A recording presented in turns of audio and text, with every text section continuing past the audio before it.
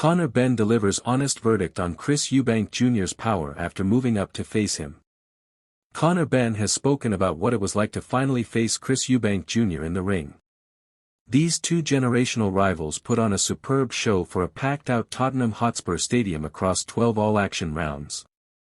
Come fight night, it was Benn, the naturally smaller man coming up 2 weight classes, who started the quickest.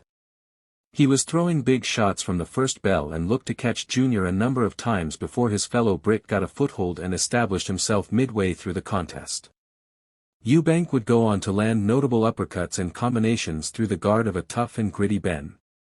At the conclusion of the 12 rounds, it was Eubank who was given a unanimous points decision to leave Benn devastated but humble in defeat. Both men were subsequently taken to the hospital as a precaution after what had been a brutal 36 minutes of non-stop action. Before that precautionary trip, an emotional Benn said at the post-fight press conference he was never really hurt by Eubank. "I'm glad to see, the last 2 years, have not taken anything away from me. I proved I can take punches at 160. You don't always want to test that, and my goal is not to test that, but I can also dish it out at 160 and hurt my opponent. If it was as close as people were saying it is, that's what's painful. I weren't outclassed, I weren't hurt in there. I just couldn't get the finish. I couldn't pull the trigger and keep it moving."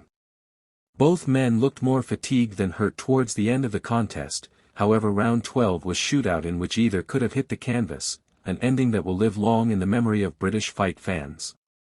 Benn must now decide whether or not to go after Eubank once more or whether to drop back down to his natural welterweight division and pursue legitimate work honors, with WBC champion Mario Barrios one option.